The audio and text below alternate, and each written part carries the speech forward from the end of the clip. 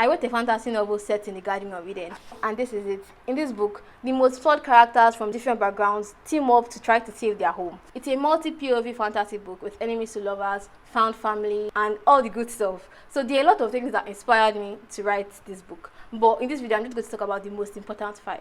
The first one is Zuko from Avatar: The Last Airbender. I've always loved Zuko's redemption arc, how he turned from the villain side and started working with the good guys, and this is exactly what happened. One of the characters was on the bad side and he became on the good side. Then the second thing that inspired me is the lost city of Atlantis. I've always been fascinated by Atlantis, the Bermuda Triangle, whether or not the Garden of Eden is even in existence. I just like these kind of things. And because of that, the setting in this book is in the Garden of Eden, is hidden from the rest of the world. I even wanted it to be under the ocean, under the sea, but I decided to hide it behind a waterfall. So this is a city that is hidden in plain sight, but not in plain sight.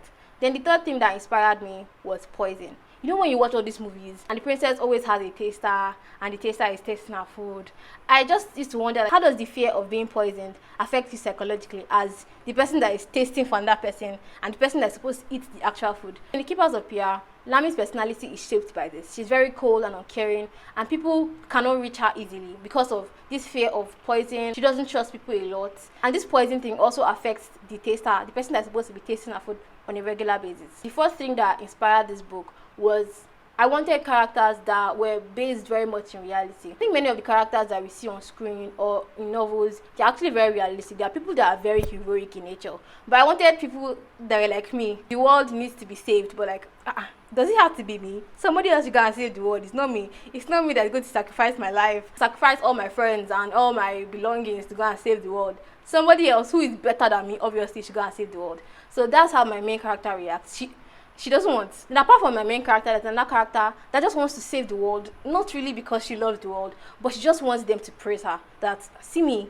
It's not, like, see the girl you thought, like, I was a small girl. You used to look down on me, but, like, see me now. Like, I saved you all. You should pay me some respect. There's a character on their team that is only there for revenge. There's another character that doesn't care about the world. Like, I just want my family safe. That's the only thing I want. I did not really want heroic characters. I wanted flawed characters. And the last thing that inspired me was the fact that I wanted more Christian stories. And when I say Christian, I don't mean cliche, judgmental kind of stories. I wanted more stories that whether you're a Christian, whether you're a non-Christian, you can still relate and you can still enjoy it. But I wanted to share some things that were from my point of view as a Christian. So it's something like Chronicles of Narnia. It's a Christian story, yet everyone across the world enjoys it. Those are the 5 things that inspired my book, my fantasy novel, The Keepers of PR. There are 5 free chapters available on my profile.